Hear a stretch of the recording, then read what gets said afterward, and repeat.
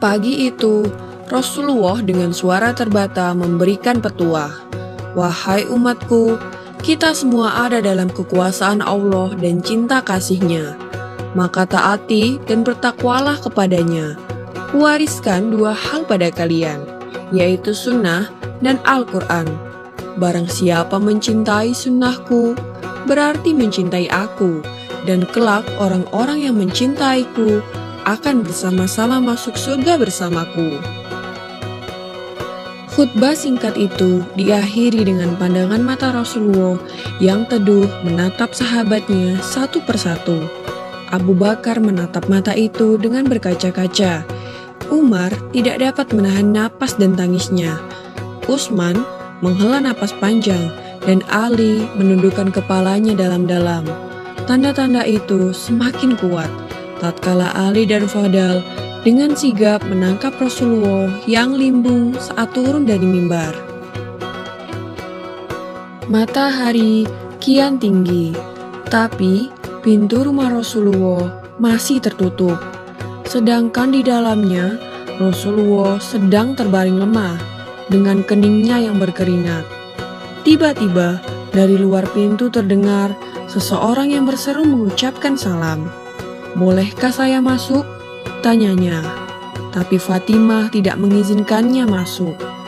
"Maafkanlah, ayahku sedang demam," kata Fatimah yang membalikkan badan dan menutup pintu. Kemudian, ia kembali menemani ayahnya yang ternyata sudah membuka mata dan bertanya pada Fatimah, "Siapa itu, wahai anakku?"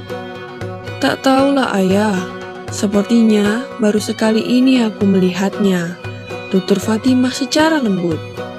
Lalu Rasulullah menatap putrinya itu dengan pandangan yang menggetarkan. "Ketahuilah, dialah yang menghapuskan kenikmatan sementara. Dialah yang memisahkan pertemuan di dunia. Dialah malaikatul maut," kata Rasulullah. Fatimah pun menahan ledakan tangisannya. Malaikat maut datang menghampiri, tapi Rasulullah menanyakan mengapa Jibril tidak ikut menyertainya. Kemudian dipanggillah Jibril, yang sebelumnya sudah bersiap di atas langit dunia menyambut ruh kekasih Allah dan penghulu dunia ini. "Jibril, jelaskan apa hakku nanti di hadapan Allah?"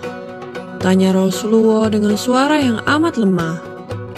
"Pintu-pintu langit telah terbuka, para malaikat telah menanti rohmu. Semua surga terbuka lebar menanti kedatanganmu," kata Jibril. Tapi ternyata itu tidak membuat Rasulullah merasa lega. Matanya masih penuh dengan kecemasan. "Tidak senangkah engkau mendengar kabar ini, ya Rasulullah?" tanya Jibril lagi. "Kabarkan kepadaku bagaimana nasib umatku kelak?" tanya Rasulullah. "Jangan khawatir, wahai Rasulullah, Allah telah berfirman kepadaku, kuharamkan surga bagi siapa saja, kecuali umat Muhammad telah berada di dalamnya," kata Jibril. Detik-detik itu pun semakin dekat. Saatnya Israel melakukan tugas. Perlahan, ruh Rasulullah ditarik. Nampak seluruh tubuh Rasulullah bersimbah peluh. Urat-urat lehernya menegang. "Jibril, betapa sakitnya sakaratul maut ini," perlahan Rasulullah mengadu. Fatimah pun terpejam. Ali yang berada di sampingnya menunduk semakin dalam dan Jibril memalingkan muka. "Jijikkah kau melihatku hingga kau palingkan wajahmu, Jibril?" tanya Rasulullah pada malaikat pengantar wahyu itu. "Siapakah yang sanggup melihat kekasih Allah direnggut ajal?" kata Jibril.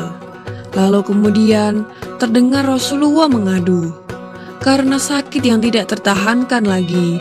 Ya Allah, dahsyat sekali maut ini. Timpakan saja semua siksa maut ini kepadaku, jangan pada umatku." Lalu badan Rasulullah mulai dingin. Kaki dan dadanya sudah tidak bergerak lagi. Bibir Rasulullah bergetar seakan hendak membisikkan sesuatu. Lalu Ali mendekatkan telinganya. peliharalah sholat, dan peliharalah orang-orang lemah di sekitarmu. Di luar pintu, tangis mulai terdengar bersautan. Para sahabat sedang sangat bersedih. Fatimah menutupkan tangan di wajahnya, dan Ali kembali mendekatkan telinganya ke bibir Rasulullah yang mulai kebiruan. Rasulullah pun mengucapkan kata terakhirnya, yaitu, "Umatku, umatku, umatku." Dan berakhirlah perjalanan hidup manusia mulia yang memberi sinaran itu.